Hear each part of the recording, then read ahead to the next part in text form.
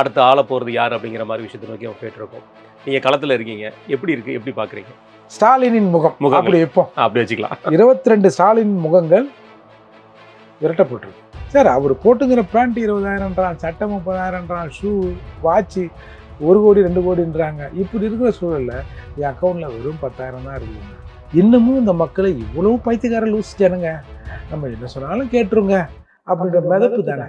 இல்லை, ஆணவ கொலை தடுப்பு சட்டத்தில் இவர் நெல்லையில் நடந்த சமீபத்தில் நடந்த அந்த கவின் கொலையில் கூட இப்போ ப்ரெஸ் மீட் காண நான் முதல்வரானா கூட இது தடுக்க முடியாதுன்னு சொல்லி சொன்னவர் இன்னைக்கு சிறப்பு சட்டம் கொண்டு வரும்னு சொல்லி சொல்கிறது எப்படி பார்க்குறீங்க?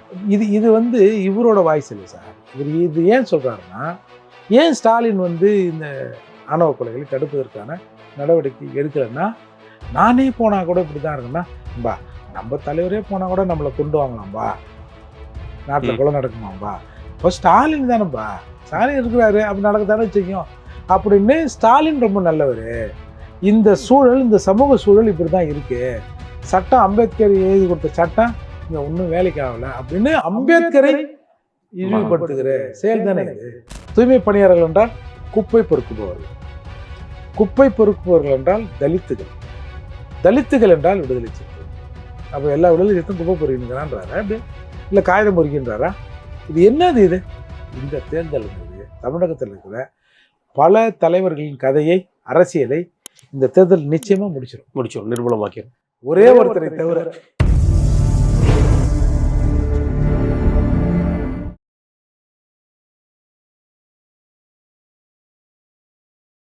வணக்கம். இன்றைய நம்முடைய சிறப்பு விருந்தினர் புரட்சி தமிழக கட்சியின் நிறுவனர் வழக்கறிஞர் திரு ஏர்போர்ட் மூர்த்தி அவர். அண்ணே வணக்கண்ணே. வணக்கம். எப்படி இருக்கீங்க? நல்லா இருக்குண்ணே. ரைட்ண்ணே. தேர்தலுக்கெல்லாம் நல்லா சூடு பிடிச்சிச்சுண்ணே. இன்னும் ஒரு வாரம் தான் இருக்குது அரசியல். நமக்கு பார்க்க போனால் தேர்தல் வந்து அடுத்து ஆள போகிறது யார் அப்படிங்கிற மாதிரி விஷயத்தை நோக்கி அவங்க போயிட்டுருக்கோம். நீங்கள் களத்தில் இருக்கீங்க, எப்படி இருக்குது, எப்படி பார்க்குறீங்க? என்னை பொறுத்த வரைக்கும் திமுகவுக்கு ஒரு மிகப்பெரிய எதிர்பார்ப்புன்னு இவங்க சொல்கிறாங்க. எதிர்ப்பு இருக்குது. எதை வச்சு சொல்கிறோம்னா, இந்த எதிர்ப்பு இவங்க இந்த 5 வருஷமாக ஒன்றுமே செய்யலை. நீங்கள் யாரை போய் கேளுங்க, இவங்களோட மேஜர் பிரச்சாரம்னா 1000 ரூபாய் மகளிர் உரிமை கொடுத்தோம், இலவச பேர் மகளிர் விடியல் பயணமா, அது இலவச பேர் வந்து மகனுக்கு 1000, மகளுக்கு 1000, இவ்வளோதான். இந்த 4 திட்டத்தை தவிர இப்போ ஒரு பொங்கலுக்கு ஒரு 3000, இப்போ ஒரு 5000, அடுத்து ஒரு 8000 கூப்பன். நீ வந்தால் தானே கூப்பனு, இல்லைன்னா அது குப்பை தானே. அப்போ இதை தவிர வேறு எதுவுமே இல்லை. அதால தான் பாருங்கள், எடப்பாடியாரை வந்து இவங்க கண்ணாமுன்னான்னு அங்கே அதில் போனார், இப்படி போனார்னு இவங்க பேச ஆரம்பித்தாங்க. அவர் எடப்பாடியார் அந்த தெளிவாக சொன்னார், 5 வருஷம் நீ என்ன செஞ்ச திரும்பவும் சொல்லு, திரும்பவும் நாங்கள் வந்தோன்னா இதை செய்வோன்னு சொல்லு. அதை விட்டுட்டு நீ வந்து நான் கால் சந்தில் போனேன், ஆள் சந்தில் போனேன், அடிமையாச்சு, அது நான் தான் 5 வருஷத்துக்கு முன்னாடி தானேன்னு சொல்கிறேன். ஆமாம், அதான் முடிஞ்சு போச்சு. இப்போ ஏன் திருப்பி அதை பேசுகிறேன்னு சொல்லி பார்த்தாரு. இவங்க ஒன்றும் அடங்குற மாதிரி தெரில. ஏன்னா திமுகவோட பேச்சே வந்து எப்பயுமே அது வந்து கொஞ்சம் செக்ஸ் கலந்து பேசி அப்படி இந்த ஜனங்களை வந்து கைத்தட்டல் வாங்க வச்சு அப்படி வந்தார்னா ஒரு 4 வார்த்தை காது குளிர கேட்டுட்டு அவன் ஜாலியாக போயிடணும். இது அப்போ திறந்த இது வந்து கலைஞரோட பாணி. அது எப்பயுமே டபுள் அர்த்தத்தில் பேசுறது, கிளுகிளுப்பாக பேசுறது, அந்த மாதிரி பண்ணுவார். அதெல்லாம் இப்போ அந்த மாதிரி தான் இவங்களும் பேசின்னு இருந்தாங்க. அவர் எடப்பாடியார் வந்து திரும்பவும் ஒரு மிதி தான் மீச்சார். அதுலேருந்து இன்னும் எங்களை வந்து இப்படி நாகரிகம் இல்லாமல் பேசுகிறாரு, அநாகரிகமாக பேசுகிறாரு. நீங்கள் தானே என் நாகரிகம் இல்லாமல் பேசியிருக்கீங்க. அதாவது இப்போ அவர் சொன்னார், இது ஒன்றும் மறைக்கிறதுக்கு ஒன்றும் இல்லை, இது எல்லாம் டிவியில் வந்தது தானேப்பா, நான் அப்படி தான் இருந்தது போச்சு, அந்த சூழ்நிலை அப்படி தான் இருந்தது, நான் மக்களுக்கான ஆட்சி நான் எப்படி கொடுத்தேன், அதில் நீங்கள் என்ன குறை அதை சொல்லுங்கள் அப்படின்னு சொன்ன பிறகு இவங்க ஒன்றும் சொல்கிறதுக்கு ஒன்றும் இல்லை.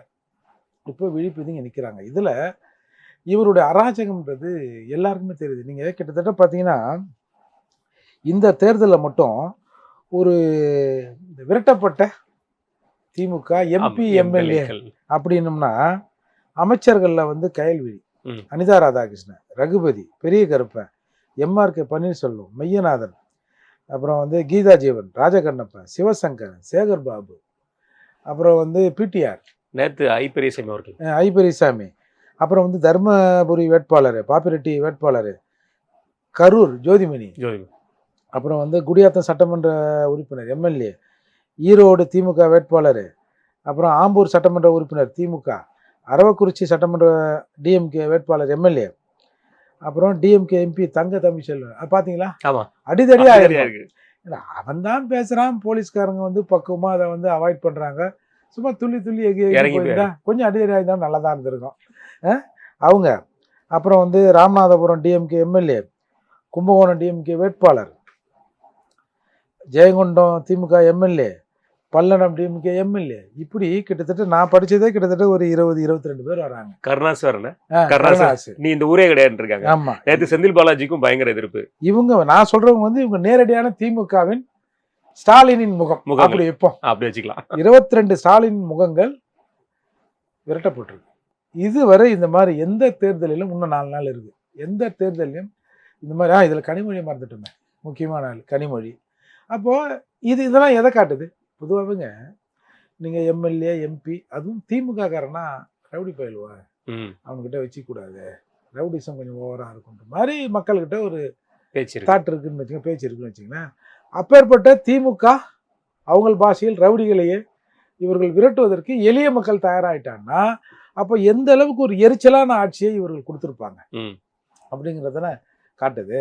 அதால இவங்களுக்கு வந்து திரும்பவும் இந்த 2.0 இல்லை, ஓ தான். ஆமா, திரும்பவும் வாய்ப்பே இல்லை. ஏன்னா ஒண்ணுமே இல்லைல்ல. நீங்க 5 ஆண்டுகள்ல கிட்டத்தட்ட 5.5 லட்சம் கோடி கடன் வாங்கியிருக்கீங்க சார். நம்ம வீவே, என்னோட வீவே, இந்த நாட்டில் வந்து வளங்கள் நிறைய வருது, இந்த இவ்வளவு செல்வ செழிப்பா நாடு இருக்கு, அதை நீ வந்து திருடு சார். கடன் வாங்கி அவனை திருடுவானா? அப்போ 5.5 லட்சம் கோடி கடனை வாங்கி நீங்க அதுல இருந்து கமிஷன் அடிச்சிருக்கீங்கன்னா நீங்க எப்பேற்பட்ட மனுஷனுங்க? எப்படி உங்களை நம்பி அடுத்த 5 ஆண்டுகளுக்கு ஆட்சியை கொடுப்பாங்க சார்? இந்த 3-4 திட்டங்களை தவிர வீட்டு வரி, கரண்ட் பில்லு, எல்லா விதமான விஷயங்களும், சொத்து வரி, எல்லா விதமான விஷயங்களும் இன்னைக்கு ஏறி போயிருக்கேன் இல்லையா? கண்டிப்பா பல மடங்கு ஏறி இருக்கு. கொண்டாட்டிய பஸ்ல விட்டுட்டு ஃப்ரீயா போக சொல்லிட்டு புருஷனுக்கு போற காசை, பஸ் காசை ஏத்துறல, பஸ் வேற ஏத்துறீங்க. இதெல்லாம் எப்படி வந்து ஜனங்க வந்து ஏழையான ஜனங்க எப்படி இதை சகிப்பாங்க? நீங்க கொடுக்குற காசு இன்னும் 1000 ரூபாயில வந்து குடும்பம் நடத்த முடியுமா? இப்போ அண்மையில பார்த்தா என் அக்கௌண்ட்ல 10,000 தான் இருக்குது அப்படின்னு ஒரு புது கதையை வேற முதலமைச்சர் சொல்றாரு. இதுல 8,000 ரூபாய் கொடுத்துட்டு டிசைனா கூப்பனா போட்டிருக்காங்க. இதை வாங்கலாமா அதை வாங்கலாமா திங்க் பண்றாங்க மக்கள். அப்போ 10,000 அக்கௌண்ட்ல நீ 2 கூப்பனை வச்சீங்க, ஏன் ஜனங்கிட்ட கொடுக்குற சார்? அவர் போட்டுங்கிற பேண்ட் 20,000ன்றான், சட்டை 30,000ன்றான், ஷூ, வாட்சு 1 கோடி 2 கோடின்றாங்க. இப்படி இருக்கிற சூழல்ல என் அக்கௌண்ட்ல வெறும் 10,000 தான் இருக்குதுங்க. பிரச்சாரத்துக்கு கூட கை செலவு காசு இல்லை சார். பாவம் பஸ்ல ஏறி போற மாதிரி எல்லாம் இருக்குது. அப்ப இது எப்படி வந்து மக்கள் எப்படி நம்புவாங்க? இல்ல நீங்க இன்னமும் இந்த மக்களை இவ்வளவு பைத்தியக்கார லூஸ் ஜனங்க, நம்ம என்ன சொன்னாலும் கேட்டுருங்க அப்படின்ற மிதப்பு தானே. நீங்க வந்து 505 வாக்குறுதிகள்ல வெறும் 13% தான் அறகுறையா நிறைவேற்றிருக்கீங்க அப்படின்ற புள்ளி விவரங்கள்லாம் இன்னைக்கு சொல்றாங்க. நீங்க யாரையெல்லாம் கணக்கு போட்டு இன்னென்ன வாக்குறுதியை கொடுத்தா இவன் நம்புவான் அப்படின்னு நம்ப வச்சு வந்தீங்களோ அந்த மக்கள் எப்பா போன தடவை ஏமாந்துட்டோம், இந்த தடவைலாம் நாங்கள் ஏமாற மாட்டோம்னு நின்னாலே திமுக ஆட்சிக்கு வருவதற்கான வாய்ப்பே இல்லை சார். கண்டிப்பான திமுக கூட்டணி கொஞ்சம் பலமான கூட்டணின்னு சொல்லி அவங்க எப்பவுமே சித்தரிக்கப்படுற ஒரு விஷயம் பார்த்துருப்போம். அதில் குறிப்பாக சொல்ல போனால் அண்ணன் விடுதலை சிறுத்தைகள் கட்சி தலைவர் அண்ணன் தொல் திருமாவர்கள் அவர் வந்து ஒரு தேர்தல் அறிக்கையை வந்து நேற்று வெளியிட்டிருக்காரு. வெளியிட்டதில் ரொம்ப குறிப்பாக சொல்ல போனால் அந்த தேர்தல் அறிக்கையில் சொல்லப்பட்ட முதல் விஷயமே ஆணவ கொலையை தடுப்பதற்கான தனிச்சட்டத்தை கொண்டு வருவோன்றிருக்காரு. அதுலேருந்து ஆரம்பித்து பார்த்தீங்கன்னா சிறுபான்மையினருக்கு வந்து இடஒதுக்கீடு நான் போராடுவேன், தனியார் கம்பெனிகளுக்கு இடஒதுக்கீடுக்கு நான் போராடுவேன், மதுவை ஒழிப்பேன் அப்படிங்கிற மாதிரி வரிசையாக ஒரு 6லேருந்து 7 இந்த தேர்தல் அறிக்கையும் அது தொடர்ந்து அண்ணன் பேசுறது எப்படி பார்க்குறீங்க? இல்லை, நான் என்ன சொல்கிறேன், இது எதுக்கு இந்த தேர்தல் அறிக்கை? நம்ம நிற்கிறது 8. சரி, நீங்கள் வின் பண்ணி வரீங்க, எத்தனை வருவீங்க? கேள்வி. அது ஏதாவது ஒன்று இவர் எங்கன்னா அந்த காட்டு முன்னாடி நின்றுந்தா கூட அது ஜெயிச்சிருக்கோம், அதையும் வீணாக்கிட்டீங்கன்னு வச்சிங்களேன். ஒரு பேச்சுக்கு ஏதோ 1-2 வரீங்கன்னு கூட வச்சுப்போமே. இந்த 1-2 வச்சு என்ன பண்ணுவீங்க நீங்கள்? நாங்கள் ஆட்சிக்கு வந்தால், அதாவது திமுக கிட்ட சொல்லி நாங்கள் இதையெல்லாம் தேர்தல் அறிக்கையில் சேர்த்துருக்கோம். ஒரு தடவை 2011 தேர்தலில் நான் வந்து எம்என் ஐயர்கள் நடராஜன் அவரோட வீட்டில் உட்காந்துக்கிறோம். நைட்டில் உட்காந்துன்னா அவருக்கு எங்கேயோ ஒரு ஃபோன் வருது. ஃபோன் வந்ததுன்னா அவர் பேசினுக்கிறாரு. பேசிட்டு ஏம்மா என்ன எதில் வர்றேன் மூர்த்தி, உங்கள் சமூகத்துக்கு என்ன வேணுன்ற அப்படின்னு என்னை கேட்டார். இல்லை, இந்த பசங்களுக்கு கல்வி சம்மந்தமான ஒரு 2-3 விஷயத்தை நான் சொல்கிறேன். உடனே அந்த ஃபோனை பார் என்ன என்கிட்ட சொல்கிறார், யார் பேசுகிறேன்னு கேட்காம அவர்கிட்டையும் சொல்கிறாரு, இந்த முனையில் யார் பேசுகிறான்னு கேட்காம அவங்க சொல்கிறத மட்டும் கேட்டுங்க அப்படின்னா நான் ஒரு 2-3 விஷயம் அந்த நேரத்துக்கு ஞாபகம் இருந்தது. ஒரு 3-4 விஷயங்களை அந்த ஃபோனில் சொல்கிறேங்க. நீங்கள் நம்ப மாட்டீங்க. திருச்சியில் வந்து ஜெயலலிதா அம்மையார் ஒரு ஹோட்டலில் தேர்தல் அறிக்கையை வெளியிடுறாங்க. அது பக்கத்தில் இருக்கிற ஒரு பிரபலமான ஹோட்டலில் ஒரு நடராஜன் ஐயா ரூம் போட்டிருக்காரு. நம்ம என்னென்ன நம்ம 2 நாளைக்கு முன்னாடி சொன்னோமோ அந்த பாயிண்ட் எல்லாமே எங்கள் சம்மந்தப்பட்ட விஷயங்களில் தேர்தல் அறிக்கையில் வருது. அந்த மாதிரியாவது எதையாவது சொன்னியா? ஸ்டாலின்கிட்ட சொல்லி ஏம்பா சும்மா ஏதோ நாக்கில் வந்து சர்க்கரையை தடவுற மாதிரி ஒரு பேப்பரில் எழுதியாவது ஒட்டம்பா, எங்களுக்கு ஏதாவது ஒன்று பண்ணம்பா அப்படின்னா சொல்லியிருக்கலாம். நாங்கள் வந்தால் எனக்கு சார் இந்த தேர்தல் வரைவு அறிக்கை எனக்கு அது கூட பிரச்சனை இல்லை. அதில் வந்துங்க நீங்கள் அந்த ஒரு பாயிண்ட்டை பார்க்காம விட்டுருங்க. அதாவது உழுபவனுக்கு நிலம் சொந்தம், இருப்பவனுக்கு வீடு சொந்தம். அருமையான விஷயம். நான் ஒரு உதாரணத்தை சொல்கிறேன். ஒரு 2 வருடங்களுக்கு முன்னால் நம்ம தீவுத்திடல் இருக்குல்ல, அந்த பொருட்காட்சியெலாம் போடுறாங்களே, அதுக்கு எதிரில் தீவுத்திடலில் அந்த வீடுகளை வந்து இடிக்கிறாங்க. முன்னறிவிப்பு இல்லாமல் இடிக்கிறாங்க. அப்போ நாங்கள் ஒரு 4-5 பேர் போய் ஏகப்பட்ட தகராறு நடக்குதுங்க. ஜேஜேபி சாவிலாம் பிடுங்கி கையில் வச்சுக்கின்னு தகராறு பண்ணுறோம். அந்த நேரத்தில் ஒரு அரை மணி நேரம் தள்ளுமுள் நடக்குது. உடனே ஜனங்கள்லாம் சாலை மறியலுக்கு தயாராகிறாங்க. எல்லாம் திப்புன்னு ஜனங்க ஒரு 500-1000 பேர் நிற்கிறாங்க. அங்கே கிட்டத்தட்ட ஒரு 500-1000 மேலே வீடு இருக்கும். ஜனங்க திப்புன்னு நிற்குது. அந்த மவுண்ட் ரோடு அண்ணா சாலையில் அது போலீஸாலையும் கட்டுப்படுத்த முடியல. எல்லாம் லேடிஸாக நிற்குது. நாங்கள் ஒரு 5-6 பேர் நிற்கிறோம் அதை லீட் பண்ணி. ஒரு 1/2 அன் ஹவர் இப்படி தள்ளுமுள் நடந்துருக்குதுங்க. ரோட்டுக்கு போகிறதும் போலீஸாக வந்து அதிகரித்து ரோட்டில் நிற்க வைக்கிறதும் நடந்துனே இருக்குதுங்க. திடீர்னு திருமாவளவன் வந்தாருங்க.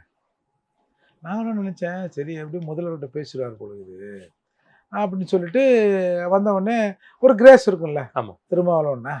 உடனே ஜனங்க போய் ஏன்னா 4 எம்எல்ஏ வச்சுருக்காரு, டக்குன்னு சட்டமன்றத்தை அப்படியே வளைச்சிடுவார் அப்படின்னு சொல்லிட்டு ஜனங்க வந்து போய் நிற்கிதுங்க. இவர் என்ன பண்ணார், எல்லாரும் பேசிட்டு எங்கேயோ ஃபோன் பண்ணாங்க. ஒரு சொல்லி வச்ச மாதிரி ஒரு 20 நிமிஷம் இருக்குங்க. ஒரு பெரிய அண்டாவில் பிரியாணி வந்ததுங்க. 2 சைடு என்ன பண்ணாங்க, 2 சைடு பிரியாணி வச்சாங்க. ஜனங்க எதுக்கு தயாராக இருந்தார்கள்?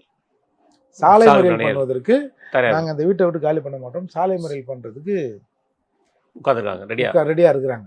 சாப்பாடு வந்தது பாருங்க, அவ்வளோதான். உடனே இந்த பக்கம் ஒரு ரோ, இந்த பக்கம் ஒரு ரோ, நீண்ட ரோஸ் பிரியாணி நிற்கிது. பிரியாணியை போட்டு முடிக்கிறாங்க. போட்டு முடிச்ச உடனே இப்போ எல்லாருக்கும் பிரியாணி கிடைக்கிறதுக்கான வாய்ப்பு இல்லைல்ல. 1000-1500 பேர் ஏகப்பட்ட ஜனங்க இருக்கிறாங்க. சாப்பாடு கிடைக்காத ஜனங்க இவோ பார், அவன் மூஞ்ச பார், இவ அதை பார், இவ இதை பார், இல்லை குண்டாலாம் வாங்கிட்டா, அதில் வாங்கிட்டா, இதில் வாங்கிட்டா, என் பிள்ளைக்கு சோறு இல்லை, எனக்கு பிரியாணி இல்லை அப்படின்னு நில உரிமை பிரச்சனையை பிரியாணி சண்டையாக மாற்றிட்டு அப்படியே காஞ்சி போயிட்டாரு. ஜனங்களும் தானாக போயிடுச்சு பிரியாணி வாங்கிக்கின்னு. சரி இதான் நம்ம விதின்னு. அப்போது அங்கே பேசி கிட்டத்தட்ட ஒரு 75-100 டோக்கனை வாங்கியதா அப்பயே வந்து பரவலாக பேசப்பட்டது.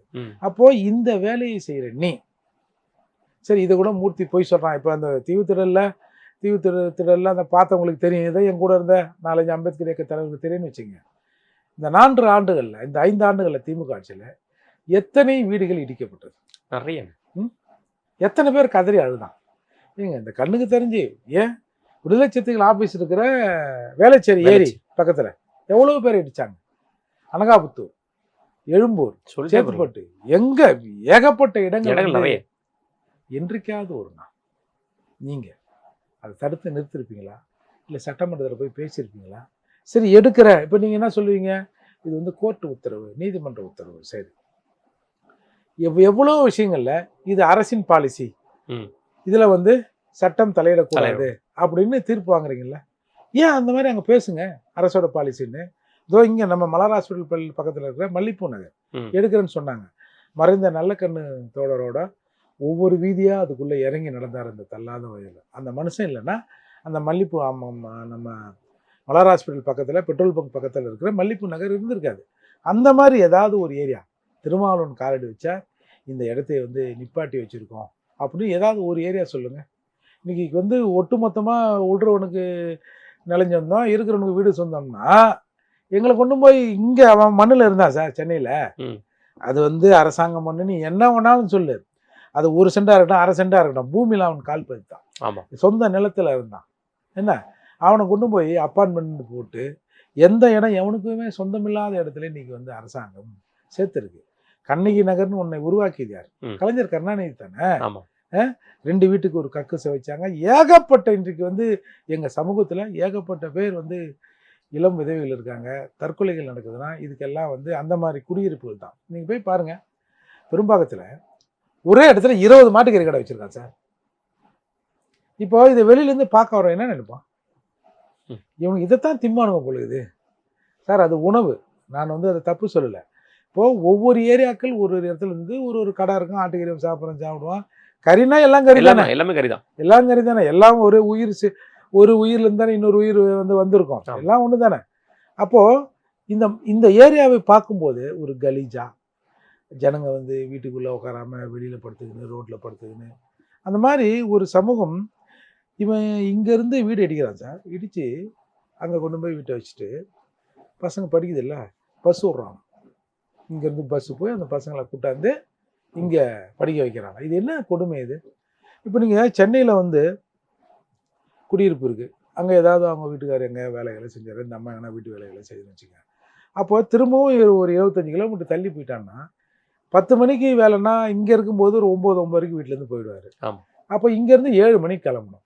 7 மணிக்கு குழந்தைகளை விட்டுட்டு அப்பாவும் அம்மாவும் வீட்டை விட்டு வெளியில் வந்தாங்கன்னா அந்த குழந்தை எப்படி வளரும், இந்த சமூகம் அந்த குழந்தையை எப்படி மாற்றுன்றது மட்டும் நாம் யோசித்தோம்னா இந்த மாதிரி குடியிருப்புகளை நாம் வந்து கனவுலையும் அனுமதிக்க மாட்டோம். அப்படி எல்லாத்தையும் வந்து இங்கேருந்து மாற்ற வச்சுட்டு இப்போ வந்து இருப்பவனுக்கு நிலச்சொந்தம். சரி, அதுக்கு தான் அந்த பிரியாணி உதாரணத்தை சொன்னேன்.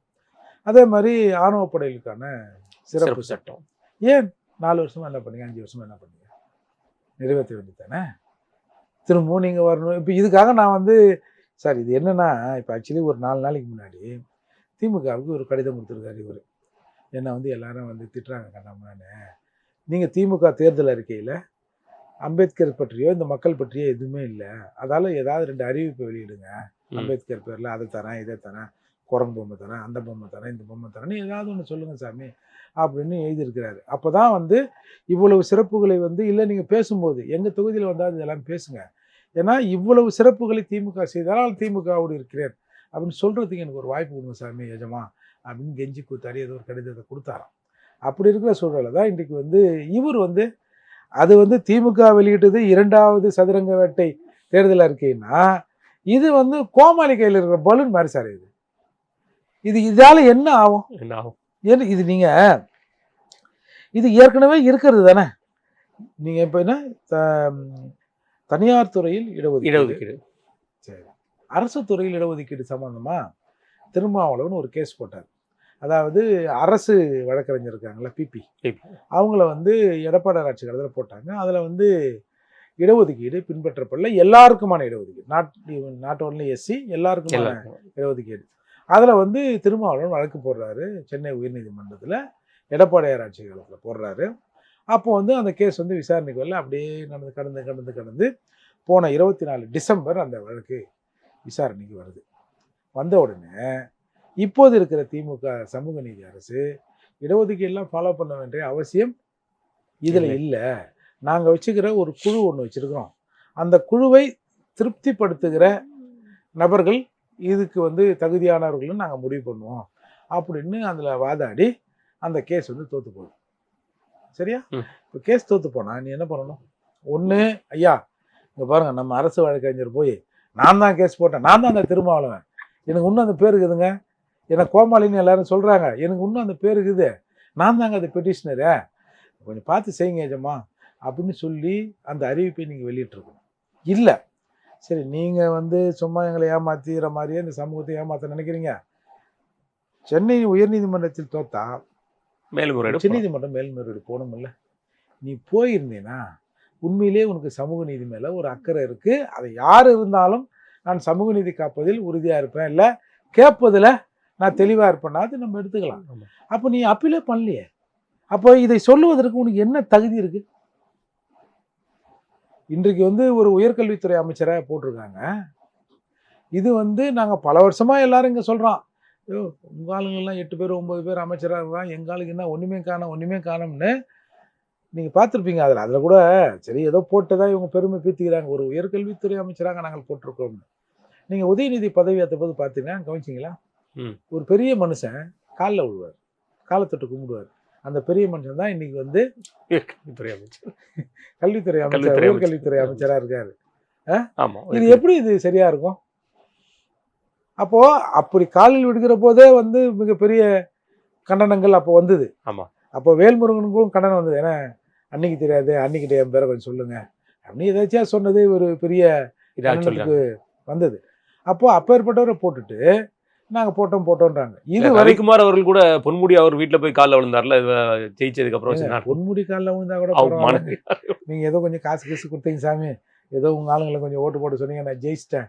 ஏங்க பொன்முடி அம்மா வீட்டம்மா காலில் இவனுங்க பாருங்க. நீங்கள் பொதுவாகவேங்க இந்த அதிகாரிமார் இருக்காங்கல்ல, அவங்க கிட்ட ஏதாவது வேலை நடக்குதுன்னா முதல்ல அவங்க வீட்டு அம்மாவை தாஜா பண்ணுவாங்க. அப்படிங்க அந்த அம்மாவுக்கு பிடிச்ச மாதிரி 2 கோயில் பிரசாதம் வாங்கிப்போ, 2 சேலை எடுத்து கொடுங்க. அந்த மாதிரி ரவிக்குமார் பொன்முடி அம்மா வீட்டு காலில் விழுந்தாங்க. சட்டமன்றத்தில் சிந்தனை செல்வன் எம்எல்ஏ முதல்வரோட ட்ரெஸ்ஸிங் சென்ஸை வந்து பாராட்டி பேசுகிறாரு. அந்த மேக்கப்பு, அந்த தலையில் ஓட்டுறதுன்றதெல்லாம் பாராட்டி பேசுகிறாருங்க. அவர் நடந்து வருகிற ஸ்டைலை பார்த்து நான் மயங்கிட்டேன், மையல் கொண்டேன், காதலிச்சாராம். ஏய் நீங்கள் அவனுங்களா என்னன்னு தெரியல, மையல் கொண்டேன். இதற்கு காரணமாக இருக்கிற அவங்க வீட்டு அம்மாவை சொல்லி அவங்களை நான் மனதார பாராட்டுறேன். தெரியுதா? என்ன இது?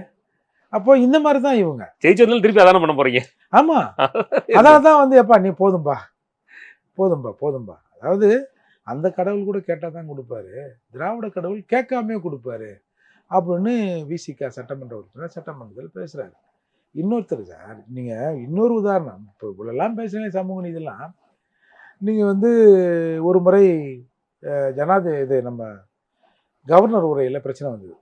கவர்னர் வந்து ஒரு பேராகிராஃபை விட்டார். ஆமாம். ஒரு பேராகிராஃபை ஜம்ப் பண்ணுறாரு. உடனே இவங்க வெளியில் என்ன சொல்கிறாங்க, வந்து அண்ணா அம்பேத்கர், பெரியார், காமராஜர், அண்ணா, கலைஞர் இவர்கள் பேரையெல்லாம் வாசிக்க கவர்னர் மறுத்து விட்டார். ஆக்சுவலாக வந்து அவர் அந்த பேரை மட்டும் ஜம்ப் பண்ணல, ஒரு பேராகிராஃப் ஜம்ப் பண்ணுறாரு. அது என்னன்னா, இந்த தலைவர் பேர்லாம் சொல்லி இந்த தலைவர்களின் கொள்கையை ஏற்று பார்ப்போற்றும் திராவிட மாடல் ஆட்சி இங்கே நடைபெறுகிறதுன்றது ஒரு பேராகிராஃப். அந்த பேராகிராஃபை விட்டுறாரு. விட்ட உடனே இவங்க வெளியில் பிரச்சனை பண்ணுறாங்க. அதுக்கப்புறம் தான் தெரியும், நீங்கள் கவர்னர் நாங்கள் நினச்சா நீ வந்து உயிரோட வெளியில் போக முடியாது, நாங்கள் நினச்சிருந்தா அதை பண்ணியிருப்போம் இதை பண்ணியிருப்போம், சேகர் பார் மாதிரி இப்போ ஆட்கள்லாம் எங்கிட்ட நிறைய பேர் இருக்கிறான், லைட்டாக அப்படி கண்ணை காமிச்சிருந்தா நடந்திருக்கும். சட்டமன்றத்தில் கொலையே நடந்தால் கூட சபாநாயகர் தான் நடவடிக்கை எடுக்கணும். இது என்னது இது வார்த்தைகள் அப்படின்லாம் பேசினாங்க. அப்போது சரியாக நினைவு இருக்குது, அந்த சம்பவம் நடக்கிற போது வேங்கவேல் சம்பந்தமாக திருமாவளவன் ஒரு ஆர்ப்பாட்டத்தை அறிவித்திருக்கிறார். உடனே எஜமானர் கூப்பிட்டு, ஏம்பா உங்கள் வேலை நீ அப்புறம் பார்த்துக்கலாம், அந்த வேங்கவேல் பிரச்சனையை நீ வந்து முதல்ல இந்த கவர்னரை கண்டித்து கூட்டணி கட்சிகள் சார்பாக ஒரு ஆர்ப்பாட்டத்தை நீ கையில் எடு அப்படின்னு போய் கற்றுப்போ, சும்மா நான் உங்கள் கூட்டு பிரச்சனை பேசினுக்கிறேன் அப்படின்னு சொன்னாங்க சார். அப்போது சொல்லிவிட்டு அதில் ஹைலைட்டை சொல்லிவிட்டு, திமுகவை சார்ந்த முக்கியஸ்தர்கள் யாரும் கவர்னரை பற்றி பேசக்கூடாது அப்படின்னு இதே முதல்வர் உத்தரவிட்டார். அதுக்கு என்ன அர்த்தம்? ஏய் அந்த வேலைக்கார போயிலும் அதை செஞ்சு கிடப்பானப்பா, நீங்கள் போய் உங்கள் வேலையை பாருங்கப்பா. பார்ட்டிலையும் கலந்துக்கிட்டாங்கண்ணே, ஆளுநர் கொடுத்த பார்ட்டிலையும் கலந்துக்கிட்டாங்க. எல்லாரையும் போவானான்னு சொல்லிட்டு இவங்க போனாங்க. ஆனால் திருமாவளவன் நான் போக மாட்டேன். சரி நீ போல, அது நடக்காமல் போயிட போகுதா? உன் எஜமான திட்டத்தை தான் நீ செயல்படுத்துற. உன் எஜமானர் இன்னைக்கு ஒன்று சொல்றாரு, நாளைக்கு ஒன்று சொல்றாரு. என்ன எஜமா நேற்று ஒன்று சொன்னீங்க இன்னைக்கு ஒன்று சொல்றீங்களான்னு கேட்கிற துணிச்சல் கூட உங்ககிட்ட இல்லை. அப்புறம் உன்னை எப்படி மக்கள் வந்து நம்புவாங்க? இப்போ 25 வருடங்களாக நான் வந்து சட்டமன்றத்துக்கு போகணும்னு ஆசைப்படுறேன், அது நிறைவேற்றவே படலை. இந்த தடவை தான் நான் வந்து அதை நிறைவேற்றுவதற்கு ஒரு வாய்ப்பு கிடைத்திருக்கு, நான் சட்டமன்ற தேர்தலில் நிற்கிறேன் அப்படின்னு சொன்னேன். நீயே தான் சொன்ன. நீயே என்ன சொல்கிற? இல்லை வேணாம், நான் வந்து அப்படியே இருக்கிறேன், நான் வந்து இளைய பெருமாளின் தியாகத்தை மெச்சுவதற்கு நான் வந்து இளைய பெருமாளின் வாரிசுக்கு சீட்டை தரேன்னாரு. இளைய பெருமாளின் வாரிசு டாக்டர் ஜோதிமணி எவ்வளோ இன்னைக்கு தானே ஜோதிமணி வீரமணின்னு ஒருத்தர் எவ்வளோ தர வந்து அவர் வந்து சீட்டு கேட்டு கேட்டு கேட்டு கேட்டு சலிச்சு போயிட்டார். சலிச்சு போய் அவர் விசிகாவிலும் இருந்தார், டாக்டர் எம்பிபிஎஸ் டாக்டரு வந்து விசிகாவிலும் இருந்தார். அவரால் சீட்டு நீ கொடுக்க முடியல. இன்னைக்கு வேற வழியே இல்லாமல் ஏதோ ஒரு காரணத்துக்காக அவருக்கு சீட்டை கொடுத்துட்டு நான் வந்து இளைய பெருமாள் குடும்பத்தை வந்து அது காங்கிரஸ்ல இருக்கிறவர். ஆமாம் அந்த ஆளை போய் கேட்டேன். அவர் என்ன சொல்கிறாரு, திடீர்னு ஃபோன் வந்தோடனே லாட்டரி வந்த மாதிரி தெரியல, நான் காங்கிரஸில் தாங்க சீட்டு கேட்டேன், நான் விசிகாவில் கேட்கலங்க. ஒரு கால் காங்கிரஸ் தலைவரும் விசிகா தலைவரும் பேசி எனக்கு சீட்டு கொடுத்துட்டாங்களா என்னன்னு தெரில. எந்த சின்னத்தில் நிற்ப, அவங்க எதில் நிற்க சொல்கிறாங்களோ நிப்பேன். நடுத்தல நின்று கூட வந்து நின்றுவங்கன்ற மாதிரி. சார் ஒரு எம்எல்ஏ சீட்டுங்கிறது எவ்வளோ ஒரு பெரிய விஷயம். ஏதோ ஒரு கட்சிக்காக உழைத்தவன் எவ்வளோ பேர் இருக்கான். எவனையாவது ஒருத்தனை வந்து அமிச்சா கொஞ்சமாவது நன்றியோடு இருப்பான்ல. ஆமா. இதற்கு காரணம் ஏற்கனவே அமிச்ச 4 பேரும் வேற மாதிரியா மாறிட்டாங்க. அதால இவங்க எவனுமே தேவையில்லைன்றத முடிவா என்னன்னு தெரியல. அதால இப்படி ஒரு தடுமாற்றங்கள் நிறைந்த நிலையில நாங்க ஆட்சிக்கு வந்தா நாங்க இதெல்லாம் செஞ்சிருவோன்றது வந்து எப்படி சரியா இருக்கும்? இல்ல ஆணவ கொலை தடுப்பு சட்டத்துல இவர் நெல்லையில நடந்த சமீபத்தில் நடந்த அந்த கவின் கொலையில கூட பிரஸ் மீட் கொண்டபோது நான் முதல்வரானா கூட இது தடுக்க முடியாதுன்னு சொல்லி சொன்னவர் இன்னைக்கு சிறப்பு சட்டம் கொண்டு வரும்னு சொல்லி சொல்றது எப்படி பாக்குறீங்க? ஏன் தடுக்க முடியாது? அந்த வார்த்தை அவரே பயன்படுத்தினாரு. அதுதான் சொல்றேன். ஏன் சரி அதிகாரத்துக்கு போனா கூட ஒன்றும் பண்ண முடியாதுன்னா எதுக்கு அதிகாரத்துக்கு போனோம்? சும்மா வேஸ்ட் தானே, தேவையில்லை தேவையில்லை. அப்போ இது இது வந்து இவரோட வாய்ஸ் இல்லை சார். இவர் இது ஏன் சொல்றாருன்னா, ஏன் ஸ்டாலின் வந்து இந்த ஆணவ கொலைகளை தடுப்பதற்கான நடவடிக்கை எடுக்கலைன்னா, நானே போனா கூட இப்படி தான் இருக்குன்னா, நம்ம தலைவரே போனா கூட நம்மளை கொண்டு வாங்கலாம்பா, நாட்டில் கொலை நடக்குமாம்பா, அப்போ ஸ்டாலின் தானேப்பா, ஸ்டாலின் இருக்கிறாரு அப்படி நடக்கத்தானே செய்யும் அப்படின்னு. ஸ்டாலின் ரொம்ப நல்லவர். இந்த சூழல், இந்த சமூக சூழல் இப்படி தான் இருக்கு. சட்டம் அம்பேத்கர் எழுதி கொடுத்த சட்டம் இங்கே ஒன்றும் வேலைக்கு ஆகலை அப்படின்னு அம்பேத்கரை இழிவுபடுத்துகிற செயல் தானே இது. உங்களுக்கு விவோ சிஸ்டம்னு இங்கே கிராமினி சிஸ்டம்னு ஒன்று இருந்தது. எம்ஜிஆருக்கு வேண்டியவருக்கு வந்து ஒரு பிரச்சனை, எம்ஜிஆர்கிட்ட போய் சொல்கிறாருந்தாங்க, இந்த மாதிரி எங்கள் ஊரில் இருக்கிற கிராமினி சர்டிஃபிகேட் தர மாட்டாருங்க, ஏதோ பிரச்சனைங்க அப்படின்னு சொன்ன பிறகு அன்றைக்கு இருந்த தங்கராஜ் நினைக்கிறேன் ஒரு ஐஏஎஸ், அவரும் பட்டேல் சமூகத்தை சார்ந்தவர், அவர் கூப்பிட்டு கேட்டுக்கிறார், என்ன அது கிராமினா யாருன்னு. இந்த மாதிரி கிராமத்து ரெக்கார்டுகளை அவங்க தாங்க வச்சுன்னு இருப்பாங்க. அவனே எம்ஜிஆர் வேணுன்னா அவங்க ஒன்றா கவர்மெண்ட் ஸ்டாஃப் அரசாங்க ஊழியர்னா இல்லைங்க. அப்போ அரசாங்கத்து ரெக்கார்ட்லாம் எப்படி வந்து ஒரு தனிநபர்கிட்ட காலகாலமாக இருக்குது அப்படின்னு கேட்டுட்டு ஒன் ஃபைன் மார்னிங் எல்லா கிராமணிகள் வீட்டிலும் போலீஸ் போய் நின்று அந்த நில ஆவணங்களை எல்லாத்தையும் வாங்கியிருக்காங்க. ஓகே, இது முதல்வராக இருந்து செய்யக்கூடிய பவரில் ஒரு உண்மையான மனிதர் இருந்தால் செஞ்சார். இதுதான் முதல்வரோட பவர். இப்பேற்பட்ட பவரை வச்சுக்கின்னு நானே முதல்வராக இருந்தாலும் இப்படி தான் நடக்கும். அதால் ஸ்டாலின் முதல்வராக இருக்கிறதால நீங்கள் ஆணவ கொலையெல்லாம் நடந்தால் ஒன்றும் பெருசாக நீங்கள் வந்து ஒன்றும் பண்ணிக்காதீங்க, இது இப்படி தான் நடக்கும், நம்ம தலைவலி சாகிறது, நம்ம தலைவிதி சாகிறது தான்றத திருமாவளவன் சொல்கிறேன். நீங்கள் இந்த கவின் படுகொலையில் அவங்க அப்பா சொல்கிறார்ல, நான் வந்து திருமாவளவன் வந்தார்னா பார்லிமெண்ட்டை அலற விட்டுருவேன் அப்படிலாம் சொன்னார். நீ வெளிந்து வந்து என்ன சொல்கிற, என் தலைமையிலான சட்டமன்றம் அமைந்தாலும் கூட, நான் முதல்வராக இருந்தால் கூட இது நடக்கும்னு சொல்கிறேன். இதை விட அசிங்கம், இதை விட அவங்க அப்பாவை அசிங்கப்படுத்துகிற செயல் ஏதாவது ஒன்று இருக்கா? இல்லையே, எதுவுமே கிடையாது. அப்போது முதுகெலும்பு இல்லாதவர்கள் இருந்தால் இப்படி தான் இருக்கும். அது மாதிரி மது ஒழிப்பு திட்டம்னு சொல்லி சொல்கிறாங்க. ஏற்கனவே வந்து இந்த மது ஒழிப்புக்காக ஒரு மாநாடு நடத்தினார், திமுகவும் உள்ள அனுப்பி வச்சுட்டு இந்த மாநாடு நடத்தினார். அதுதான் மானங்கட்ட மாநாடு ஆகிப்போச்சு சார். அது மது ஒழிப்பு மாநாடு இல்லையா. கடைசியில் அவங்க என்ன சொல்கிறாங்க, டார்கெட் குறைப்பு மாநாடு அப்படின்னாங்க. சார் அண்ணா அறிவாலயத்துக்கு உள்ள போயிட்டு வந்துட்டு என்னங்க மது ஒழிப்பு மாநாடு இல்லைங்க, அது வந்து இந்த மாதிரி டார்கெட்டு வச்சு விற்கிறாங்க இல்லையா, அதையெல்லாம் குறைக்க சொல்வதற்காக நாங்கள் கோரிக்கை வைக்கிறோம். அப்போது அண்ணா அறிவாலயத்துக்கு உள்ளே போய் நீ சிஎம்ஐ பார்க்கல, இல்லை திமுக தலைவரை பார்க்கல, அங்கே இருக்கிற சாராய வியாபாரிகளை பார்த்துருக்காங்க. சாராய வியாபாரிகள்லாம் சொல்லியிருக்காங்க, ஐயோ என்னையா இது, நல்ல சீசன் டைமில் தீபாவளி பொங்கல்லாம் வந்தால் நாங்கள் டார்கெட் பண்ணி வியாபாரம் பண்ணுறோம், நீ என்ன அந்த மாதிரி பண்ணுற, என்னங்க நான் வேறு சொல்லிட்டேன் மது ஒழிப்பு அது இதுன்னு சொல்லிட்டேன், நான் என்னங்க பண்ணுறது, சரிங்க நான் ஏதாவது அப்படி பூசி மொழுவுறேங்க அப்படின்னு வெளியே வந்து சொல்கிறாரு. சாராய வியாபாரிகள் வலிமையானவர்கள், அவர்களை எதிர்ப்பது அவ்வளவு சுலபம் இல்லைன்னு அதே ப்ரெஸ் மீட்டில் சொல்கிறார். நீ வெளியில் என்ன சொல்லிட்டு போகிற, நான் முதல்வரை பார்க்க போகிறேன் தானே சொல்லிட்டு போகிறேன். ஆமாம், ஆனால் வெளியில் வந்து என்ன சொல்கிற, சாராய வியாபாரிகள் மிக வலிமையானவர்கள், அவர்களை எதிர்த்து செயல்படுவது மிக கடினமானதுன்னு வெளியில் சொல்கிறேன். இப்போவும் சொல்கிறேன், நான் சொல்லலை சாராய வியாபாரிகள் உள்ளே இருந்தாங்கன்னு. திருமாவளவன் தான் சொல்கிறாரு அண்ணா அறிவாலயத்துக்குள் சாராய வியாபாரிகள் இருந்தார்கள், இதுதான் அர்த்தம் தானே. அப்போ நீங்கள் அதில் 2 பேர் கலந்துக்கிறாங்க. ஒன்று நம்ம ஆர்எஸ் பாரதி, இன்னொன்று டிகேஎஸ் இளங்கோவனா.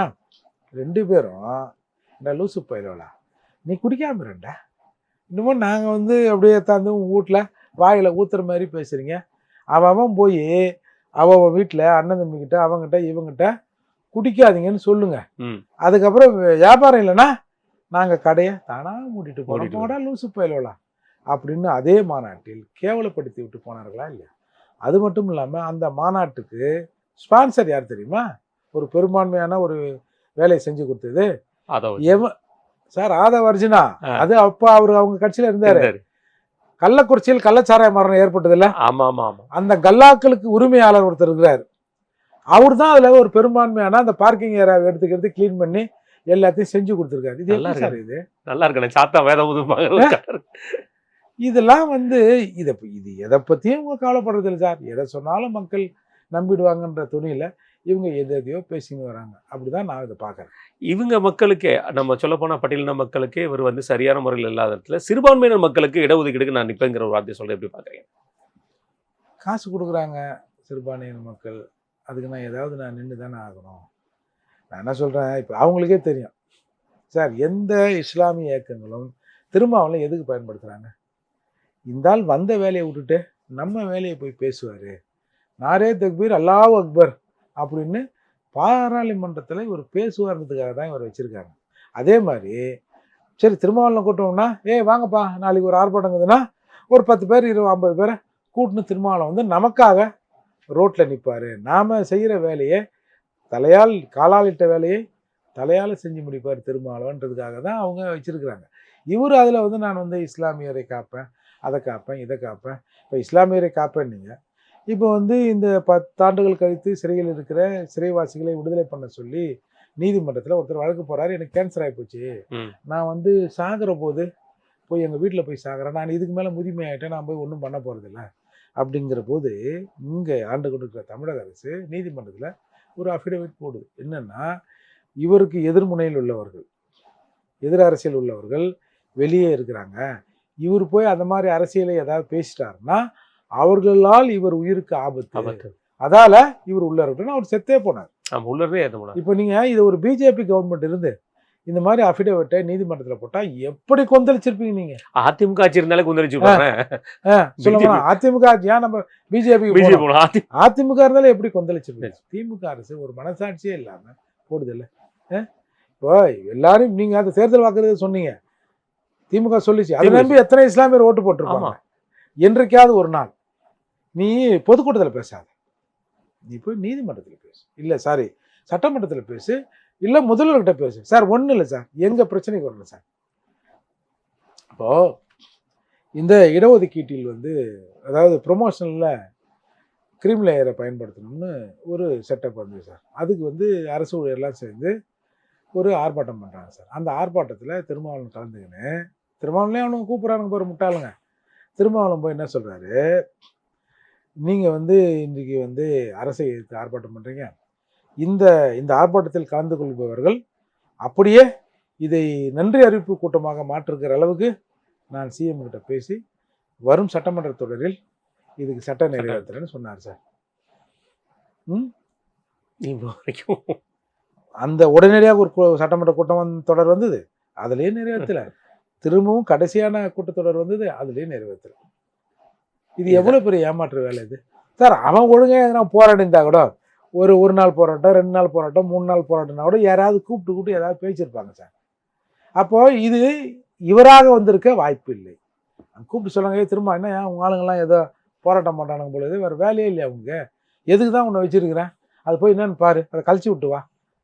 இல்லைன்னா இப்போ நம்ம தூய்மை பணியாளர் போராட்டம் நடந்தது சார். சார் கொஞ்சம் கூட ஒரு மனசாட்சியே இல்லாமல் இவங்க பர்மனெண்ட் கேட்குறாங்க. 23,000 சம்பளம் வாங்கியிருக்கிறோம், 23,000 26,000 சம்பளம் வாங்குகிறோம், அதை டக்குன்னு ஒரு 8,000 குறைச்சிக்கலாம், நாங்கள் என்ன சாமி பண்ணுவோம் அப்படின்னு ஒரு போராட்டம் சார். கூடுதலாக அவங்க ஏற்கனவே பர்மனெண்ட் பண்ணுறதா கேட்குறாங்க. அரசும் பர்மனெண்ட் பண்ணுறேன்னு சொல்லுது. அதுதான் தேர்தல் அறிக்கையில் நாங்கள் பர்மனெண்ட் பண்ணுறோம் அப்படின்னு சொல்லியிருக்கீங்க. சரி, நான் அதுக்குள்ளேயே போகலை, புதுசாகவே இவங்க கேட்குறாங்கன்னு வைப்போம். உங்கள் வாக்குறுதியை நம்பி இவங்க கேட்டாங்கன்னு சொன்னால் கூட வேணாம் சார், 1000 பொய்யில் அது ஒரு பொய்யா விட்டுத்தலை, இவங்க புதுசாக கேட்குறாங்கன்னு வைப்போமே. என்ன சொல்லணும், ஒன்று பண்ணு, இல்லை பண்ணாத, இல்லை நாடு இருக்கிற நிலைமையில பண்ண முடியாது. இவ்வளோதான். பொருளாதார சிக்கல் இருக்குது, நம்ம தமிழ்நாடு ரொம்ப அதல பாதாளத்தில் இருக்குது, அதால் இப்போதைக்கு இதை பண்ண முடியாதுன்னு சொல்லி அதில் கூட ஒரு லாஜிக் இருக்கும். இவர் சொல்கிறாரு, ஒரு பர்மனன்ட் வேலை கொடுத்துட்டோம்னா அவன் புள்ளைய கொண்டாந்து அந்த வேலையில் விட்டுருவான். சார் இன்றைக்கி அப்போ பீவாரிலே இருக்கிறானா, திருப்பூருக்குனே இருக்கிறானா? இன்றைக்கி எவ்வளோ பெரிய ஐஏஎஸ்க்கெல்லாம் வந்திருக்காங்க. என்ன காரணம்? இப்போ நீங்கள் அந்த காலத்துலலாம் பார்த்தீங்கன்னா இந்த பஸ் ஸ்டாண்ட்லாம் ஒரு பூத் மாதிரி ஒன்று கொடுப்பாங்க செருப்பு தைக்கிறது. ஆமாம். அப்போ அந்த பூத்தை வாங்கி உட்கார்றவன் பரவாயில்ல நல்லா இருக்குது, நம்ம புள்ளைய படிக்க விடுவானா, அவனை ஸ்கூலில் கட் பண்ணு கொண்டாந்து பக்கத்தில் போகிறவன் நீ அவனை படிக்க வைப்போம் செய்வானா சார்? என்ன பண்ணுவான்? நான் இந்த வேகாத வெயிலில் இந்த இரும்பு ஷீட்டில் செருப்பு தைச்சுன்னுக்கிறேன், என் புள்ள ஒரு ஆஃபீஸராக வரணும், பொதுவாகவே என் புள்ள ஒரு கலெக்டராக வரட்டும் அப்படின்னு தான் நிறைய பேர் சொல்லுவாங்க. அதுதான் நிறைய சினிமாக்களையும் பார்த்துருப்போம். எவனாவது பிள்ளைய கொண்டாந்து திரும்ப செருப்பு தைக்கணும் அப்படின்னு நினைப்பாங்க சார். அப்போது ஒரு தூய்மை பணியாளர் ஒரு வேலை செய்கிறாரு, அவன் பிள்ளை என்ன பண்ணுவான்? ஏதாவது வயிற்று கட்டி வாயை கட்டி கொஞ்சம் படிக்க வச்சு ஒரு 4 எழுத்து படிச்சு ஒரு கவர்மெண்ட் வேலைக்கு போட்டோம் அப்படின்னு தானே நினைப்பாங்க. ஆனால் இவர் என்ன சொல்கிறாரு, இவனை பர்மனன்ட் பண்ணிட்டா நீ உன் பிள்ளையே திரும்பவும் இந்த வேலைக்கு விட்டுருவ. அதுக்கு என்ன சார்மா அர்த்தம்? நீ சொகுசாக இருந்துட்டீனா, நீ கொஞ்சம் வசதி வாய்ப்பாக இருந்துட்டீனா, நீ கொஞ்சம் லக்ஸரியாக உன் தேவையை நீ நிறைவேற்றினா, அடுத்து இந்த தேவையிலேருந்து கொஞ்சம் மிச்சம் படித்து உன் பிள்ளைய நல்லா வளர்த்துருவேன், நல்லா படிக்க வச்சிருவேன். படிக்க வச்சிட்டான்னா அடுத்த தலைமுறைக்கு வாடுறதுக்கு, குப்பை பொறுக்கிறதுக்கு, இல்லை இந்த மாதிரியான ஸ்கேவஞ்சர் வேலை செய்கிறதுக்கு, இல்லை தூய்மை பணியாளர் வேலை செய்கிறதுக்கு பேரில் தான் சார் கொஞ்சம் டீசெண்டாக சொல்கிறோம் தூய்மை பணியாளர்னு. பேரை தான் சார் நம்ம வச்சுருக்கோம். ஆனால் அந்த மக்களுடைய வாழ்க்கை தரம் அப்படியே தானே சார் இருக்குது. அப்போது இந்த சந்ததிகள் இந்த வேலையை தான் செய்யணும்னு அவர் நினைக்கிறாரு. அதுலேயும் அதை குறிப்பாக அவர் என்ன சொல்கிறாரு, தூய்மை பணியாளர்கள் என்றால் குப்பை பொறுக்குபவர்கள், குப்பை பொறுக்குபவர்கள் என்றால் தலித்துகள் என்றால் விடுதலை சிறுத்தைகள். அப்போ எல்லா விடுதலை சிறுத்தையும் குப்பை பொறுக்கின்றாரா அப்படி, இல்லை காகிதம் பொறுக்கின்றாரா? இது என்னது இது? நீங்கள் ஒரு தடவை கோவையில் இந்த தூய்மை பணியாளர் வேலைக்கு இன்டர்வியூ வச்சாங்க சார். கிட்டத்தட்ட ஒரு 350 பேர் MBA படிச்சவங்க முன்ன கொண்டு இன்ஜினியர் வந்திருந்தான். எதுக்கு? அது அரசாங்கத்து வேலையா இருந்ததுன்னா என்ன பண்றது? ஒரு 40,000 வரட்டுமே, 50,000 வரட்டுமே, ஒரு இன்ஜினியர் குப்பை பொறுக்கிறதுக்கு வரான். நீ அவனை சொல்லுவியா இவர் தலித்து, இவர் விசிக்கா, அதால தான் குப்பை பொறுக்க வேலைக்கு வந்தாருன்னு? ஒரு இன்ஜினியர் வரான்ல. அப்போ அதுதான் கால சூழல். எத்தனையோ கார்பரேஷனில் வேலை செஞ்சவங்க பிள்ளைங்க இன்றைக்கு நல்ல நிலைமையில் இருக்கிறாங்கல்ல. அதுக்கு என்ன காரணம்? நிறைவாக அவன் சாப்பாடு சாப்பிட்டு கொஞ்சம் ஓரளவுக்கு இருந்ததால் அவன் பிள்ளைய படித்து இந்த வேலையை செய்யக்கூடாது, வேறு வேலைக்கு வரணும்னு நினைக்கிறான். ஆனால் நீ வெளியில் சமத்துவம் பேசிக்கின்னு குப்பை பொறுக்கிறோம் புள்ள குப்பை தான் பொறுக்கணும் அப்படின்னு திட்டத்தோடு தானே திருமாவளவன் இது சொன்னார். அப்போ இவர் எப்படி சமூக நீதியை பற்றி பேசுகிறாரு? கண்டிப்பாக ரைட்ண்ணே. இல்லை தனியார் துறையிலண்ணே இடஒதுக்கீடுங்கிற கான்செப்ட் சொன்னது, சாம்சங்கோட இதில் சங்கத்துக்கு கூட இவரால் நின்று ஒரு சங்கத்தை கூட வாங்கி கொடுக்க முடியல. எத்தனையோ தொழிலாளர்கள் கஷ்டப்பட்டாங்க. கம்யூனிஸ்ட் தோழர்கள் போராடிட்டு இருந்த கம்யூனிஸ்ட் தோழர்களையும் கூட்டிட்டு அழைத்து கொண்டு போய் முதல்வர்கிட்ட கொண்டு போய் அந்த இதுக்கு நன்றி தெரிவிக்க கூட்டு போனவர் தான் திருமாவர்கள். ஆனால் இன்றைக்கு கொடுத்துருக்கிற இந்த விஷயத்தில் பார்த்தீங்கன்னா தனியார் துறையில் 50% இடஒதுக்கீடு வாங்கி தருவாங்கிறது எப்படி பார்க்குறீங்கன்னு? சார் நான் சொல்கிறேன், தனியார் துறையில் இடஒதுக்கீடு சரி வேணும் தான். முதல்ல அரசு துறையில் இடஒதுக்கீட்டு சரி பண்ண சொல்லு. ஏன்னா இதை யார் செய்யணும்? அரசாங்கம் செய்யணும். ஒரு சட்டம் போட்டால் அரசாங்கம். இப்போது கடந்த தேர்தல் அறிக்கையில் ஒரு 10,400 SC ST பேக்லாக் வேக்கண்ட்டை நாங்கள் போடுறோன்னு ஒரு உறுதிமொழி இருக்கோம். அதை முதல்ல நிறைவேற்றினேன். ஒரு 10,000 பேர் இந்த 5 வருஷத்தில் வேலைக்கு போயிருப்போம் அரசாங்க உத்தியோகத்துக்கு. அப்போது அதையே நிறைவேற்ற முடியல. அப்போது எல்லா துறைகளிலும் இருக்கின்ற அந்த இடஒதுக்கீட்டை நீங்கள் சரியாக ஃபில் பண்ணுங்கன்னு சொல்லியிருந்தாலே பல பேர் வேலைக்கு போயிருப்போம். அதை விட்டுட்டு தனியார் துறை இடஒதுக்கீடுனா நீ எந்த முதலாளியை போய் கேட்ப சொல்லுங்க? என்ன இது இருக்கு கவர்மெண்ட் என்ன நமக்கு என்ன ரைட்ஸ் இருக்குது? இப்போ தொழிலாளர் சட்டத்திலே மாற்றம் வருது. அந்த ஸ்பெஷல் ஜோன்ல அவன் சட்டங்களை மாத்துறாங்க. இது உலகளவில் நடக்குது. இந்தியாவில் மட்டும் தமிழகத்தில் மட்டும் இல்லை, எல்லா மாநிலங்களிலும் இது நடந்துன்னு இருக்கு. இந்த நிலையில அதுக்கு எதிரான வலுவான போராட்டங்களையும் நம்ம செய்யணும். ஆனால் நீங்கள் சாம்சங் போராட்டத்தில் சொன்ன மாதிரி சாம்சங் போராட்டத்தில் இருக்கிற தொழிலாளிகள் இல்லை கம்யூனிஸ்ட் தலைவர்கள் என்ன சொன்னால், கார்பரேட்டுகளோடு அரசு நிற்கிறது. இந்த அரசு தொழிலாளருக்கான அரசு இல்லை, இது முதலாளிக்கான அரசு, கார்பரேட் அரசுன்னு கம்யூனிஸ்டுகளே சொன்னாங்க. அப்போ கார்பரேட் அரசான திமுக அரசு திரும்பவும் வந்ததுன்னா நீ எப்படி தனியார் துறையில் ஒதுக்கீட்டு கேட்ப? தனியார் துறையில் இடஒதுக்கீடு வேணும்னு எங்க பேசணும்? பாராளுமன்றத்தில் பேசுனியா? என்ன சொல்ற? ஏன் வருங்கால முதல்வர்னு சொல்றாங்க, ஏன் நான் இந்தியாவின் பிரதமர் ஆகக்கூடாதான்னு சொல்றேன். சரி, பார்லிமெண்ட்டுக்கு போனேன்ல, ஏன் நான் பிரைம் மினிஸ்டர் ஆகக்கூடாதா?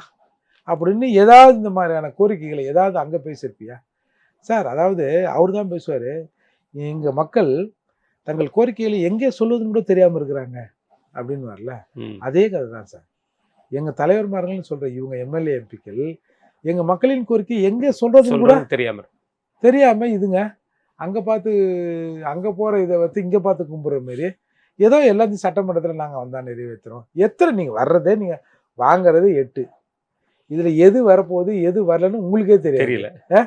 இதில் வேற நாங்கள் வந்துட்டா வாகனத்தை வில்லா இப்படியெல்லாம் நீங்கள் வந்து ஒரு அறிக்கை கொடுத்தீங்கன்னா இதெல்லாம் பார்த்து ஏமாந்து படித்து ஓட்டு போகிற லெவல்லையா மக்கள் இருக்காங்கன்னு இவர் பார்க்குறாரு. என்னதான் இப்போ அதாவதுங்க இந்த மக்களை இதை விட இன்னொருத்தர் வந்து அசிங்கப்படுத்த முடியாது. அப்படிதான் இது இன்னைக்கு இருக்கு. கண்டிப்பாக இது 2 விஷயம்ண்ணே. அதாவது முதல் விஷயம் என்னன்னா, இப்போ ஒரு சமீப காலமாக திருமா அவர்கள் பேசும்போது அவங்களுடைய தொண்டர்கள் வந்து ஆர்வ மிகுதியில் போய் அவர்கிட்ட ரொம்ப நெருங்கி போகிறதும், அவர் வந்து அதை கையாளுற விதம் இப்போ ரொம்ப மோசமாக போயிட்டுருக்கு. காலம் நேற்று கூட வந்து பார்த்தீங்கன்னா அந்த விளம்பர பலகையை வச்சே அவர் அடிக்கிற நிலைமைக்கு போயிட்டுருக்கு. அந்த தொண்டர்கள் வந்து அவர் மீது இருக்கிற மோகத்தினால அப்படி போகிறாங்களா, அல்ல எதனால அப்படி போயிருப்பாங்க? இல்லை, இப்போ மோகம் வந்து இப்போ எப்போ சார் வந்து இந்த மோகம்? இப்போ தானே சார் இந்த தேர்தலில் அதுவும் இந்த பிரச்சார கூட்டங்களில் தான் வருது. ஏன் இப்போ தற்கொலைன்னு ஒரு குரூப்பை சொல்கிறாங்கல்ல. ஆமாம், அவனுங்க ஓடுறானுங்க, எக்குறானுங்க, திம்புறானுங்க. பார்க்கும்போது என்னப்பா இவ்வளோ கூட்டம் திம்முன்னு வருது அப்படின்ற ஒரு டாக் வந்து பரவலாக வருது இல்லையா?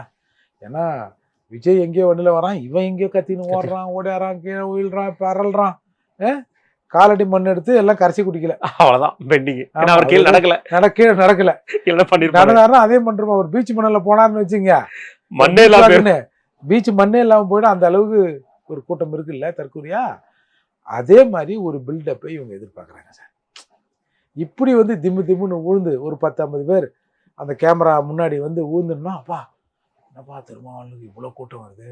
ஏன்னா திமுக தரப்பு இந்த முறை பேச்சுவார்த்தை நடத்தியதே இங்கே பாரு, உங்கள்கிட்ட யாரும் இல்லை, எல்லாவனும் போயிட்டான், எல்லாவனும் விஜய்கிட்ட போயிட்டான், உங்கள்கிட்ட ஒன்றுமே இல்லை, அதால தான் இந்த சீட்டை வாங்கிக்கணும் முதல்ல 4லேருந்து தான் ஆரம்பித்தாங்க. அப்புறம் கெஞ்சி கூத்தாடி நான் அங்கே போயிடுவேன் இங்கே போயிடுவேன் அப்படின்னு இவரை தவிர இவரை சுற்றி இருக்கிற அடுத்த கட்ட பொறுப்பாளர்கள் சோஷியல் மீடியாக்களில் பேச வச்சு நாங்கள் விஜய்கிட்ட போயிடுவோம், நாங்கள் கூட்டணி விட்டு வெளியே போயிடுவோம் அப்படி இப்படின்னு பேச வச்சு, ஏன்னா போய் தொலைஞ்சானா இது ஒரு அசிங்கமாகிடுமே அப்படின்னு ஒரு நிர்பந்தத்தின் அடிப்படையில் சரி இவ்வளோ விஷயம் பண்ணுறேன்னு, சரி நீ எப்படி தான் ஜெயிக்கிற பார்ப்போம் அப்படின்னு தான் சீட்டை கொடுத்தாங்க சார். அப்போது இவருக்கே தெரியுது இன்றைக்கி வந்து நமக்கு செல்வாக்கு இழந்திருக்கிறது. அப்போது இந்த இல்லை பழைய மாதிரியே செல்வாக்கு இருக்கிறன்னா ஒரு 10-50 பேர் சரக்கு இறக்க போட்டு அந்த வண்டி மேலே வந்து ஒழுங்க கிழுங்க அப்படின்னு அடுத்த கட்டமாக இருக்கிறவர்கள் ஏற்பாடு செட்டப் பண்ணி ஏற்றுறது. இந்த எரிச்சலை ஒரு நாள் எங்கடா போனா நான் இப்போ குடிச்சிட்டு போய் என்ன கரெக்டாக பண்ணுதுன்னு அவர் வந்து எரிச்சல் ஆகிறாரு. அவருக்கு உள்ளுக்குள்ளே தெரியும்ல ஏற்பாடு தான். ஆமாம், ஏற்பாடு தான் தெரியும். ஏன்னா எல்லாரும் ஓடிட்டாருன்னு அவரே தான் சொல்கிறார். போட்டு சுட்டலாம் போட வச்சுனே இப்படி ஓட்டிங்களே அப்படின்னு அவரே சொல்கிறார்ல. அப்போது பிரச்சாரத்தின் ஆரம்பத்தில் நடந்த விதத்துக்கும் இப்போ நடக்கிற விதத்துக்கும் இருக்கிற வித்தியாசத்தை அவர் உணர்கிறார். அந்த எரிச்சல்ல இருந்து ஏன்னா முன்ன போனால் முட்டுது, பின்னாடி போனால் ஒதுக்குது அப்படின்ற மாதிரி சார் பொதுவாக இந்த தேர்தலுங்கிறது தமிழகத்தில் இருக்கிற பல தலைவர்களின் கதையை, அரசியலை இந்த தேர்தல் நிச்சயமாக முடிச்சிடும், நிர்மூலமாக்கிடும். ஒரே ஒருத்தரை தவிர, நம்ம பிரேமலதாவை தவிர இது எல்லாத்துக்கும் எல்லாரையும் இது முடிச்சிடும் சார். ஏற்கனவே முடிச்சிடுச்சு. அவர் அண்ணன் வேலுமுருகன் அங்கே அண்ணன் போனது. ஏன்னா திமுக கூட்டணியிலேருந்து அவருக்கு இருக்கிற செல்வாக்கு ஒரு எம்எல்ஏ ஆயிருக்கலாம். அப்புறம் கமலஹாசன், கம்யூனிஸ்டுகள், திருமாவளவன் சொல்லவே வேணாம், அதுக்காக அங்கேயே முடிஞ்சு போச்சு. அப்போ எல்லாரையும் இது முடித்து வைக்கிற தேர்தல் சார் இந்த 2026 தேர்தல். கண்டிப்பாக இறுதி என்னோட கேள்வி தானே, நீங்களே சொல்லிட்டீங்க பிரேமலதா அவர்கள். திமுக கூட்டணியில் விசிகாவை பல இடங்களில் தவிர்த்துருக்காங்க. இப்போ நீங்கள் பிரச்சாரத்துக்கு கூட வர வேண்டாம், வந்த இடத்துல பிரச்சாரத்தை ஆலங்குளத்தில் கூட பிரச்சாரத்துக்கு அவங்கள அழைக்கலை அப்படிங்கிற மாதிரி விஷயம் பார்த்துட்டு இருந்தோம். தேர்தல் ஆரம்பித்த காலத்தில் முதல் நாள் பிரச்சாரத்துக்கு போகும்போதே திமுகவுடைய பொதுச்செயலர் துரைமுருகன் அவர்கள் அங்கே வேலூரோட பிரின்ஸ் மாவட்ட செயலர் விசிகா மாவட்ட செயலர் பிரின்ஸ் அவர்களை பார்த்து இறங்குன்னு சொல்லிட்டு ஒரு வார்த்தையை, தவறான வார்த்தையும் சொல்லி பயன்படுத்திட்டு இருந்தார். இதுவெல்லாம் நடந்துட்டு இருந்து தொண்டர்களுக்கு நடந்ததுன்னு பார்த்தா பிரேமலதா அவர்களை பற்றி கடலூரில் கூட்டத்தில் வந்து அறிமுகப்படுத்தும் போது திருமாவளவன் பேசிகிட்டு இருக்கிறத பிரேமலதா அவர்கள் நக்கலாக சிரித்து பார்த்துட்டு இருந்தாங்க. தலைவனுக்கே இந்த நிலைமைங்கிற மாதிரி ஆயிடுச்சு. எப்படி பார்க்குறீங்க? இல்லை, அதுக்கு விடுதலை சிறுத்தையில் இருக்கிற கொஞ்சம் பேர் எதிர்னாங்க, சொல்லுனாங்க, குதிச்சாங்க. அது நியாயமான உணர்வு தான். ஆனால் அந்த அம்மா ஒரு வீடியோ அதுக்கு வெளியிட்டது. இங்கே பாரு, இந்த கூட்டணியோட தலைவர் ஸ்டாலின் தான், அவர் தான் முறைப்படி அறிமுகப்படுத்துவது சரியா இருக்கும். நீ எதுக்கு அதிக பிரசங்கித்தனமா நீ சொல்ற சார்? அதாவது இந்த கொஸ்டின்ல ஒரு லாஜிக் இருக்குதுன்னு தான் நானும் உணர்றேன். ஆமா. கரெக்டு தான் இது. ஆனால் ஏதோ அதிக பிரசங்கித்தனமா திருமாவளவன் சொல்லிட்டாருங்க. எல்லாரும் ஏஞ்சிட்டான். எம்ஆர்கே பன்னீர்செல்வம் ஏஞ்சி நிற்கிறார். அது அந்த மாவட்டத்துல ஆமா, அதுவும் கடலூர் மாவட்டத்துல அவர் எம்ஆர்கே ஏஞ்சி நிற்கிறார். நீ ஒரு கர்டசிக்கு ஒரு நிமிஷம் ஏஞ்சி நின்னா என்ன? அடுத்த முறை சிதம்பரத்தில் நிப்பாரானே? திரும்ப சிதம்பரத்தில் நிப்பாரா? இப்படி நிப்பாட்டினதுக்கு இல்ல இப்படி நிப்பாட்டினதுக்கு தோக்கடிச்சிட மாட்டாரு? இல்ல, அதுக்கப்புறம் போய் அதெல்லாம் காலில் ஊந்துக்குது சமாதானம் பண்ணுறது. நான் சும்மா சொன்னேங்க, எல்லாரும் பேரையும் சொன்னேன். உங்க பேரை சொல்லலாம், அப்புறம் எம்ஆர்கேவுக்கும் திருமாவளவனுக்கு ஏதோ கசமுசா போல எதுன்னு சொல்லிடுவாங்கன்றதுக்காக சொன்னேன். சாமி மன்னிச்சிருங்க அப்படின்னு அவர் முன்னாடி போய் ஒரு ரொம்ப நேரம் நின்று கூட வந்திருப்பாருன்னு வச்சுங்களேன். அப்போ பிரேமலதா இப்படி சொல்லிடுச்சா? இது சரியான பதிலாக இருந்தது. அதற்கு பல இடங்கள்ல ஏன் வந்து எங்க தலைவர் பேரை வச்சிருக்கிற போது நீ ஏஞ்சி நிற்கலன்னு பேனரை பிடிச்சி தொண்டை நிற்கிறான் சார். அதுக்கு தலைவர் ஒரு பதில் பிரச்சனை கொடுத்தாரு தெரியுங்களா? நான் வந்து எங்க 2 பேரை மட்டும் சொன்னா, 2 வேட்பாளர்களை மட்டும் சொன்னா அது ஒரு மாதிரியா இருக்குன்றதுக்காக எல்லாத்தையும் சொன்னேன். அதில் அவங்களையும் சேர்த்து சொல்லிட்டேன். அவங்க ஏஞ்சி நிற்க வேண்டிய அவசியம் இல்லை. இதை விட விசிகா தொண்டர்களை செருப்பு கழட்டி வேற யாராலும் அடிக்க முடியாது. கண்டிப்பா சார். அவன் நல்ல உணவுப்பா. நீங்க திருமாவளவன் அவர்களின் அரசியல் நல்லதோ கெட்டதோ, என் தலைவர் திருமாவளவன் ஒரு 10 பேர் சொல்றான்னு வச்சுங்களேன், அவனுக்கு நீ தானே தெய்வம். அவன் வந்து எப்படி எங்க தலைவரை நீ அவமதிக்கலாம்? அந்த மாதிரி விருதுநகர்ல அந்த பனிமலையில கொடிக்கட்டல அங்க போய் போராட்டம் பண்றான், சாலை மறியல் பண்றான் பாருங்க. ஏன் வந்து எங்க கொடி நீ நடல? கொடியை என்னன்னா போ பார்த்துக்கலாம், நீ எப்படி வரேன்னு சொல்லிட்டு தான் வர்றது தான் ஒரு சரியான அரசியலா இருக்கும். இருந்தாலும் கெஞ்சி கூத்தாடி எங்க கொடி அங்க நடணுன்ற நிலைமையில அவர்களுக்கு. ஆனால் தலைவர் வந்து இன்றைய வரைக்கும் பிரேமலதா மீது ஒரு சின்ன வருத்தத்தை கூட இல்லை, அவங்க ஏஞ்சி நின்று இருக்கலாம், அவங்க ஏதோ வேற ஏதோ நினைப்பில் இருந்தாங்கன்னு கூட சொல்லலாம். ஏஞ்சி நிற்க வேண்டிய அவசியம் இல்லை. நான் தான் வாலண்ட்டாக அசிங்கப்பட்டு முதல்ல வந்து ஏதோ துருத்துன்னு சொல்லிட்டேன், என்னை மன்னிச்சிருங்க அப்படின்னு மன்னிப்பு கேட்காத குறையா திருமாவளவன் ஒரு பிரஸ் மீட்டை சொல்லியிருந்தா கூட அவங்க கூட வருத்தம் தெரிவிச்சிருப்பாங்க. பிரேமலதா கூட இது எப்படி சரியா இருக்கும்?